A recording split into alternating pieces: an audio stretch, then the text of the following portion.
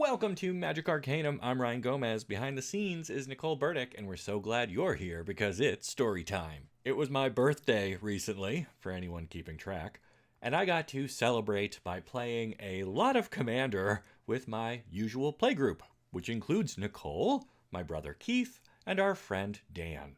Now, the great thing about having a regular playgroup is you get to just jump right into the games.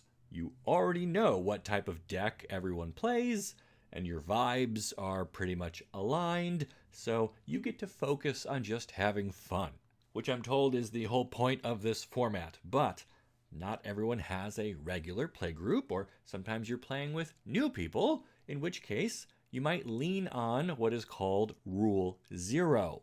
The idea behind Rule Zero for Commander is that it opens the door for communication between players before the game starts, where everyone has the opportunity to express the type of experience they want to have, and then explain how they intend to get that experience. So, for example, the established rules of Commander do say that your commander has to be a legendary creature, or one of those planeswalkers that has the text on it that says this can be your commander. But under a Rule Zero conversation, a player could propose using something like Elbrus the Binding Blade as their commander. This is a legendary artifact that transforms into a legendary creature, and it would be a very cool commander for a demon deck or an Innistrad themed deck or whatever. The point is, the established rules say that this is not a valid commander, but if your table mates are okay with it, then you can play it under Rule Zero. And honestly, if Keith, Nicole, or Dan showed up with this card and asked to use it as their commander, the sonic boom from the high fives and the reverberating hell yeah would shatter all of the nearby windows. So, I'm for it. Anyway, Sheldon, may he rest in peace, once said that the spirit of Commander is about creating something that is different, and Rule Zero can have a big impact on that. It can allow for you to use a non-traditional commander, and it can propose adjustments to other rules that might allow for your deck to finally do the thing that you always wanted to do. And that is great. Rule Zero is a wonderful part of the format's DNA, and it is a part of why Commander has become the most popular way to play Magic. Which brings me to the question: is it time to retire Rule Zero?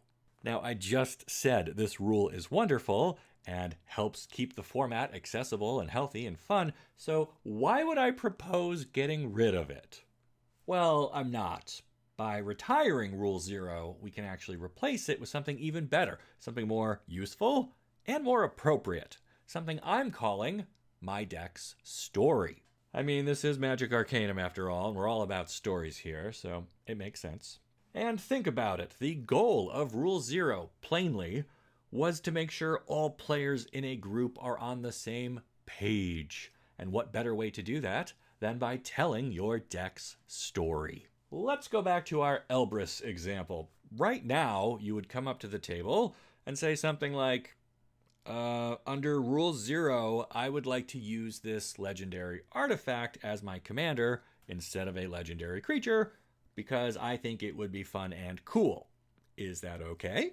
Under my proposed change, it might go more like this. My deck tells the story of Innistrad, plagued by darkness. The most fearsome of the demonic lords has been bound within a magical dagger, but will he stay locked up there, or will the humans of the plane finally meet their demise as his thirst for retribution consumes them all?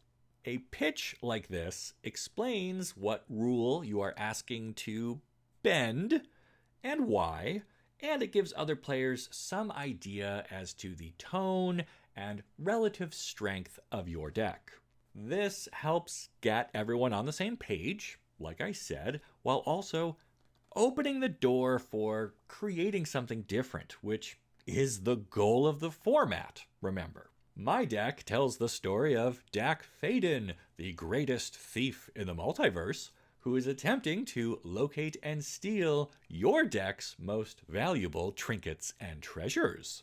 Normally, you couldn't play Dack Fayden as your commander. That's a Rule 0 issue, but put forth in a way that the other players can relate to. They understand what you're trying to ask for and why. You want a deck that tells a story about a character who never got a legendary creature card, but has interesting mechanics and a fun theme.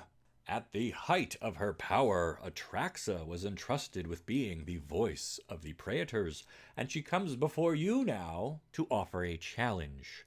Resist her toxic infections for twice as long as normal, and prove yourself worthy of her oily embrace.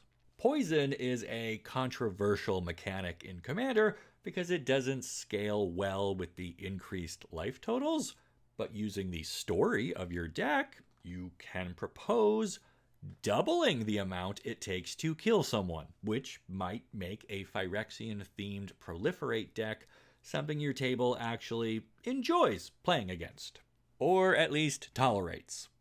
Telling your deck's story is also a great time to mention things like Universes Beyond cards, or silver-bordered cards, or even proxies that you need to use to help make your story come together. The whole point is to do this in a non-confrontational and fun way, and to put everyone into the mindset that Commander is a shared experience rather than a competition. And that's why I think it is time to retire Rule 0. But I'll put the question back to you. Give me your answer down in the comments, and while you're there, check out my link to TCG Home, the sponsor of this video. TCG Home is a free web-based application that tracks your collection and tells you the story of your cards. You can look up Oracle text, organize things with tags, and explore the new features that are getting added all the time. And again, signing up is free and does support the channel, so check out TCG Home using my link down below. Then make sure you like this video and subscribe to the channel so you don't miss the great stories you'll only find here on Magic Arcanum. We'll see ya!